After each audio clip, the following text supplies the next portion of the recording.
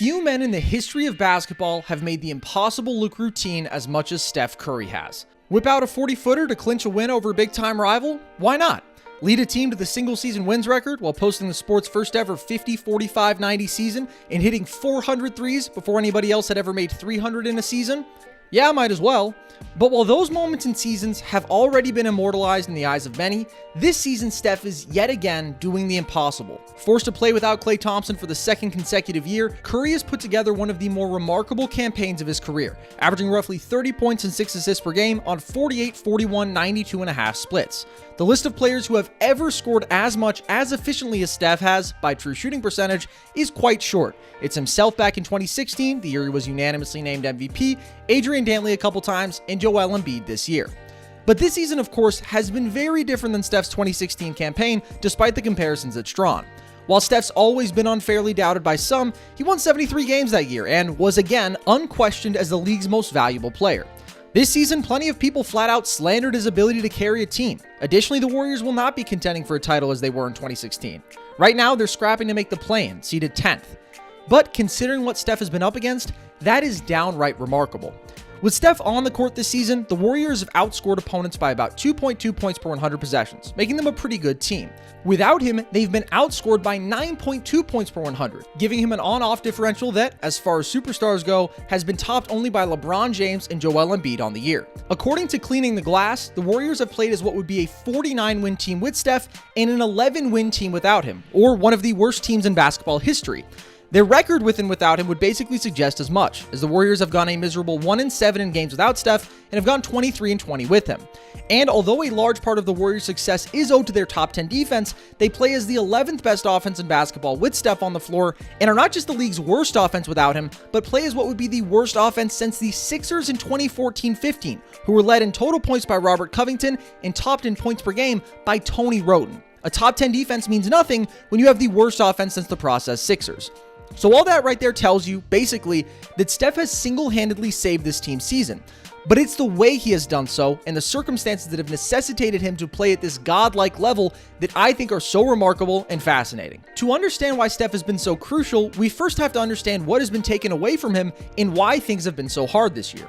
To do that, let's first go through a brief crash course in what it was about Steph's game that enabled his leap to true superstar status in the first place and empowered the Warriors to become a dynasty. Now, there was a time when Steph Curry played a lot like a traditional modern point guard. He ran lots of pick and roll, had the ball in his hands the vast majority of the time, and he was very, very good at it. But then a man named Steve Kerr came in and said, well, Steph, considering you're the greatest shooter of all time and you're playing with another one of the greatest shooters of all time, I think we should abandon this whole traditional idea and play an exceptionally fluid style of basketball in which, even and especially when you're off the ball, we mobilize you as one of the sport's biggest threats because of the constant possibility you could pull that lethal jumper in anyone's face. And Steph said, sounds good. This is what made Steph a truly great all-time offensive player and is why his teams have consistently seen a greater jump in offensive production with him on the floor versus when he's off it than any other player in basketball. He is the greatest off-ball weapon ever, both because of his shooting and actual movement. And just by being there and constantly moving, he'd stretch the floor out for everybody, opening up driving lanes, creating favorable one-on-one matchups, and generally opening up tremendous opportunities for quick-hitting, hyper-efficient offense. Now, to execute that formula to maximum effectiveness, the Warriors had to make sure they excelled in a few areas. They needed multiple capable ball handlers who could make good decisions and run offense, elite perimeter shot making alongside Steph, and willing off-ball movers who would help make the whole thing go. In their years as a dynasty, they had all those things.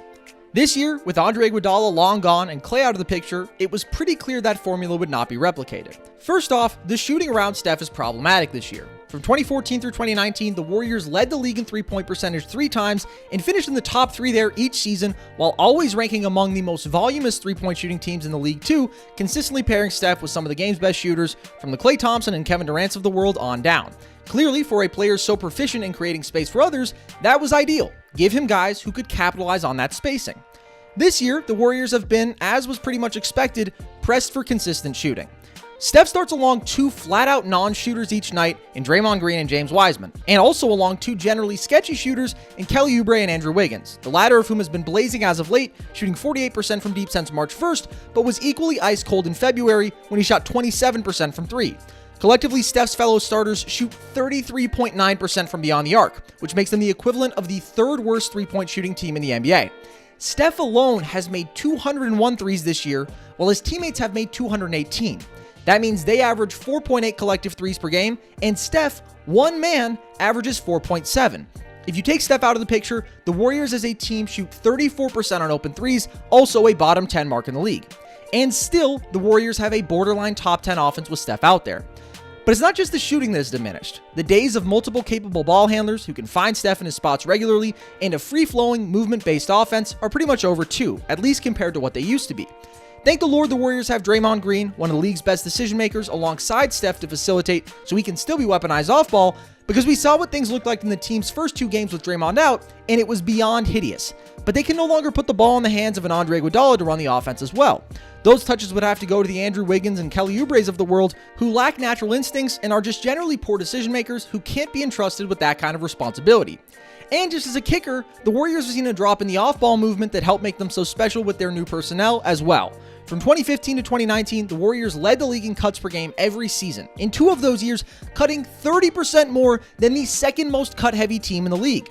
This year, they still rank 3rd there, but that's a considerable step back from outpacing the league by leaps and bounds and is reflective of a noticeable difference in their collective identity. They've also executed off those cuts at below average efficiency, and Oubre and Wiggins are okay as cutters, but are really just not wired to play that way.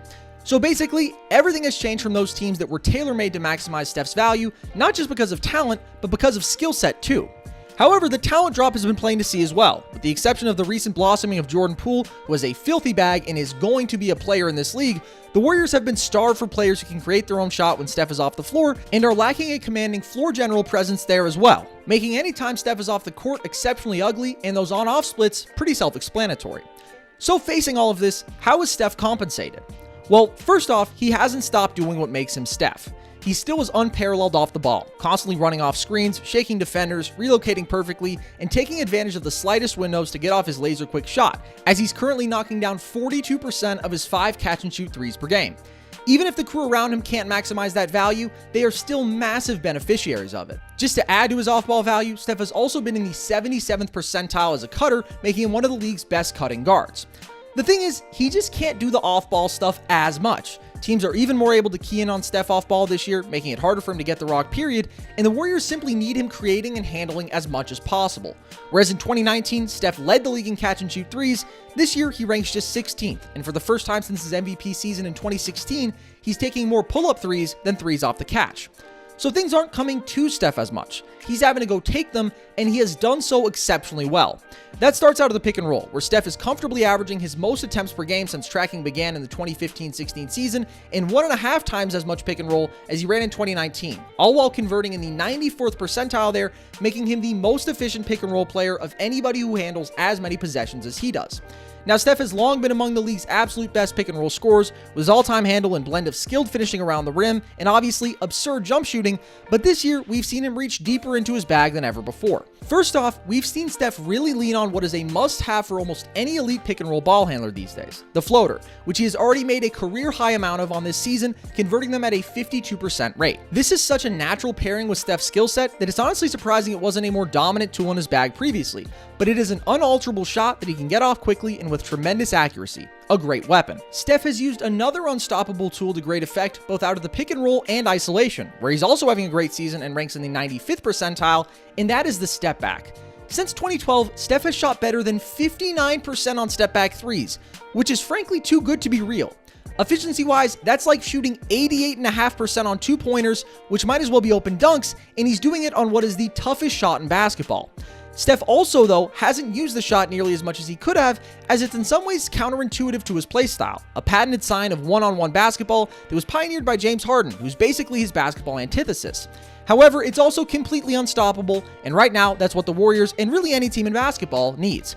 This year, Steph is on pace to make by far the most step-back threes of his career. In fact, he's only 7 off from his career high mark of 41, having only played 43 games. And he's converted 47% of them, a career low since he really started taking them, that also shatters what is conceivably possible for any other player and makes for some of the best, most unstoppable offense in basketball. Obviously, with all of this comes a benefit to Steph's playmaking as well. The more you stretch defenses out, the more opportunities you create for others. Steph is more than capable of dissecting defenses by himself as a passer, but the Warriors could amplify his effect even more by leaning in further to the Steph-Draymond pick and roll, as defenses will always key in on Steph and are almost always then left trailing Draymond, leaving him with an array of options generally consisting of a floater, a lob to a man in the dunker spot, or a kick to the corner. Again, this is more offense generated by the Steph pick and roll that, when guys are knocking down open shots, which admittedly happens less than it used to, is unstoppable. Regardless, Steph is also currently attempting the second most free throws per game of his career, despite taking the lowest percent of his shots at the rim since his peak began in 2014. This tells you, again, that Steph hasn't just gotten more aggressive as a scorer this year. He's gotten smarter and added tools to his bag, as he's clearly been more intent on drawing fouls on jump shots this year, something he had previously not done nearly as much as some of the league's other best perimeter shot makers. That leads to the most efficient offense possible, as Steph is knocking down 92.5% of his free throws, the second best mark of his career. So skill set wise, Steph is the most diverse he's ever been. But again, this is also all a reflection of a killer mindset that has been demonstrated time and again in big time situations, where the team just needs a bucket and no one other than Steph is going to touch the ball, where he has been outstanding. Currently, Steph scores 6.8 fourth quarter points per game, the 8th most in the league of players who have played at least 15 games, on 51% from the field and 50% from three. That's really good, right? Well, it is infinitely more impressive than it sounds because, thanks to Steve Kerr's absurdly strict rotation, Steph plays just 5.6 fourth quarter minutes per game, the least of all 106 players who average at least 3.5 fourth quarter points per game, right behind Gorgui Dieng and DeAnthony Melton. By fourth quarter points per minute, Steph trounces everyone above him, averaging 44 points per 36 in his fourth quarter minutes, what would be the second highest mark since the stat began being tracked 25 years ago on, again, 51% shooting from the field and 50% from three. That is a man who just won't let his team die in the biggest moments. I'm not going to sit here and tell you this is the best Steph has ever been. This is actually the worst he's ever shot from beyond the arc by percentage, and his raw production still falls slightly short of what it was in 15-16. What I will say with confidence is that this is a more evolved, highly adaptable version of Steph Curry, facing the greatest challenge of his career thus far and knocking it out of the park. Even in his best season, a one-man machine like Harden was never able to elevate his team so dramatically in comparison to what they were with him off the court. So no, the Warriors won't be contending for the title this year, and maybe this won't be remembered as a signature season in Steph's legacy. But what it has reaffirmed beyond a shadow of a doubt is that few men in the history of this game have been able to drive winning like Steph Curry can, and that he has, yet again, made the impossible possible night after night after night.